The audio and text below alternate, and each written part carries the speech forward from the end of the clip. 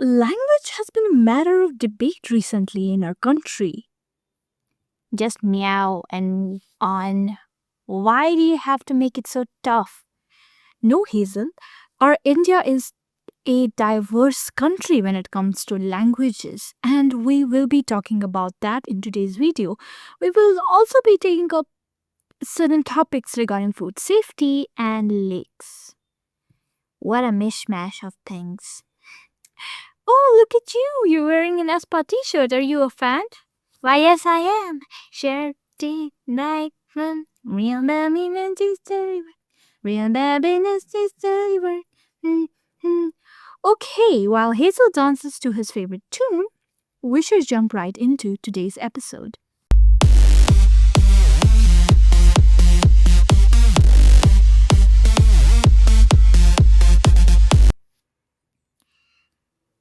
I like to trade. But if you trade with me, you gotta trade with me only. Oh no, sir, that will not work. That is not good for economy. Might be good for you, not for others. What will you do about it? Well, we have the WTO, and the very goal of that organization is to liberalize trade. I think we should get rid of this organization. And, bring another. Call it the FTO. Feline Trade Organization. Not to be confused with an organization that trades in felines. I mean an organization that is controlled by felines. And watch as your economy booms. Okay, no. Definitely not. Well, starting its work from January 1, 1995, WTO, or World Trade Organization, is an organization that supervises and liberalizes world trade. It is the successor of the General Agreement on Tariffs and Trade. It was planned that the International Trade Organization, or the ITO, would replace the GATT.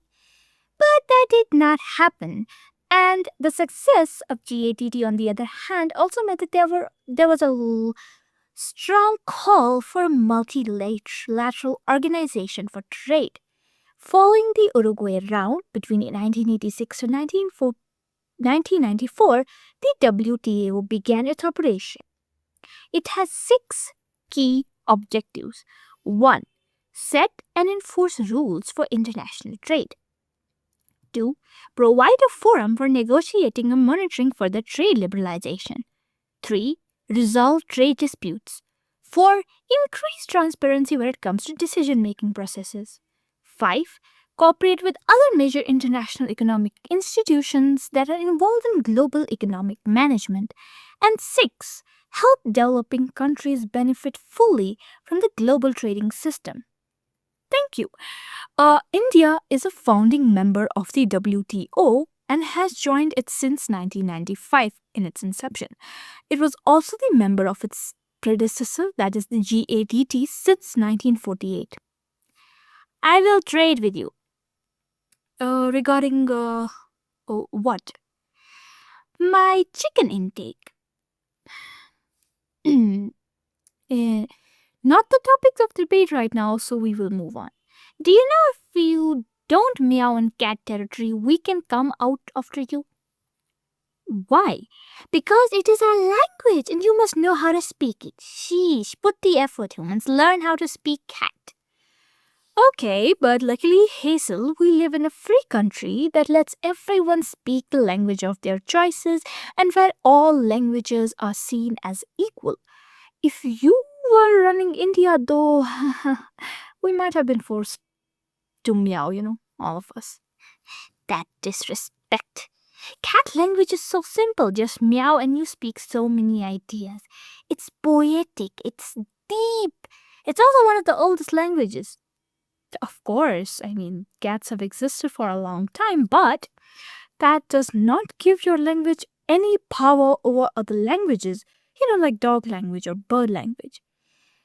In India, we have a official languages list of the country under Part 17 of the Constitution from Article 344 to 351. The eighth schedule to the Constitution consists of 22 languages. These are from Assamese, Bengali, Gujarati, Hindi, Kannada, Kashmiri, Konkani, Malayalam, Manipuri, Marathi, Nepali, Odia, Punjabi, Sanskrit, Sindhi, Tamil, Telugu, Urdu, Bodo, Santhali, Maithili, and Dogri. 14 of these languages were included in the constitution from the beginning. Sindhi was included in 1967 under the 21st Amendment Act. Konkani, Manipuri, Nepali were added in 1992 under the 71st Amendment Act. Bodo, Dogri, Maithili, and Santhali were added in 2004 under the 92nd Amendment Act. There are two constitutional provisions related to the 8th schedule. These are the Article 344 Part 1 and 351. 3441 says that after 5 years of constitution starting and then every 10 years, the president has to set up a commission. This group will include members from different language communities that are listed in the 8th schedule, and their job is to suggest how Hindi can be gradually used for more official work.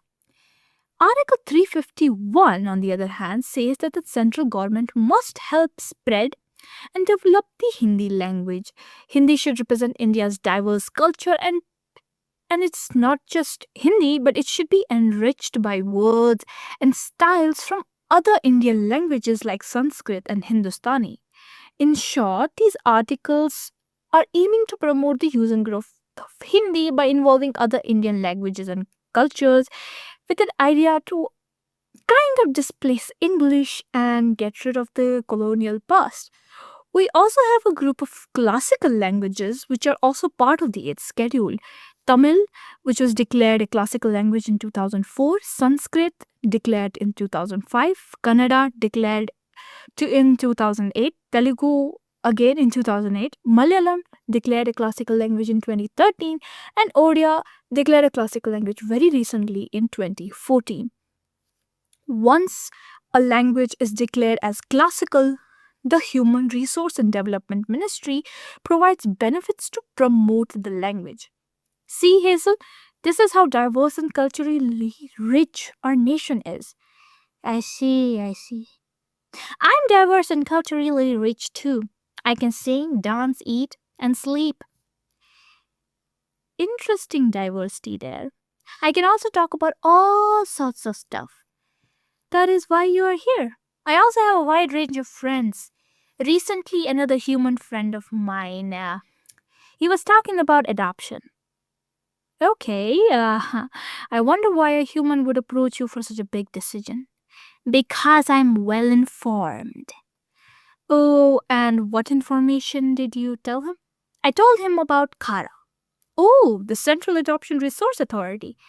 Yes, it's a statutory body under Ministry of Women and Child Development.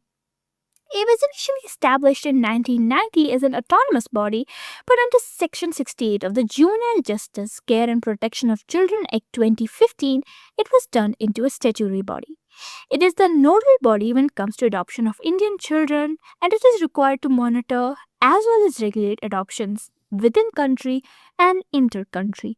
It deals with adoption of orphan, abandoned, and surrendered children. Some of the functions of CARA include monitoring and regulating the adoption process within India, receiving and processing adoption application from NRIs, OCIs, and foreigners that are either living in India or abroad, issue certificates like no objection certificate and conformity certificate when it comes to inter-country adoptions. It also informs immigration authorities when there is an inter-country adoption involved. It supports and trains adoption bodies like the state and district agencies through workshops, seminars, and all that. It coordinates with state governments and advises them on adoption-related matters. It creates and maintains databases of children available for adoption and prospective parents that could adopt them. conducts research and spreads awareness, authorizes foreign adoption agencies, and sets up counseling centers. Wow, Hazel, I'm amazed. Aside from threatening people, you also make them aware of some things. Finally, something good about you. That is social service that you did right there. Thank you. I'm flattered. Okay, from adoption, let's head on to an ecologically relevant and important update that has come up recently. Buller Lake in Kashmir has been resurfacing of has seen a resurfacing of lotus beds after 30 years, which is great news when it comes ecologically. Is it Buller Lake the largest freshwater lake in India and the second largest in Asia? Absolutely right, Hazel. It's located in the Bandipora district of Jammu and Kashmir and it is fed by the Jhelum River. It's located about 1,580 meter in altitude on the foothills of Harmukh mountain. It covers an area of 200 square kilometer with 24 kilometer in length and 10 kilometer in breadth roughly. It was formed as a result of tectonic activity. It even has a small island in the center called Zana Lank, which was constructed by King Zainul Abidin. It was designated as a wetland of international importance under Ramsar Convention in 1990. This area is crucial for wintering, staging, and breeding birds. Some of the birds that you can see around this lake are like black-eared kite, Eurasian sparrowhawk, short-toed leg, and so on. Wow, what a beautiful place. But all the bird talk is making me feel hungry. You're always thinking about food. I said one of my qualities is eating. What can you do about it? Not me, definitely. But we can talk about the FSSAI since you have brought up food. What secret organization with feline phobic tendency is this? Okay, it's none of that. It stands for the Food Safety and Standards Authority of India. Oh, that. The one which has its name pasted on every food product that I buy. See? You know about it. Of course I do. They're my second biggest enemy after the IAEA. Okay, new information I see. For those of you who may not know what this organization is about, let me explain. It is this autonomous body under the Ministry of Health and Family Welfare, established under the Food Safety and Standards Act of 2006, aiming to provide citizens with safe and nutritious food, prevent diseases, and have them lead a healthy life. It is supposed to set standards for food and ensure businesses adhere to it. Some of the functions include protecting public health, setting standards and guidelines for food items, issuing license and registrations for food businesses, requiring all food sellers and importers to have an FSSAI food license, monitor compliance, conduct inspection and send food samples for labs for testing harmful substances, and provide food certification, set system enforcing food standards, all of that. Okay, I can see why you see them as your enemy. Anything that puts out regulations instantly is on your enemy list. I just hate to be controlled, what can I say? Well, with Hazel's usual hate mongering, we come to the end of this episode. If you have been liking our previous episodes and this one too, please make sure to subscribe and like to get more of such content. Bite first, real happiness is turning right. Real happiness is and we will see you in the next episode. Hazel, can we leave now? Real bad business is turning right. Real bad business is turning right. Work, work, work, work. Real bad business is turning right.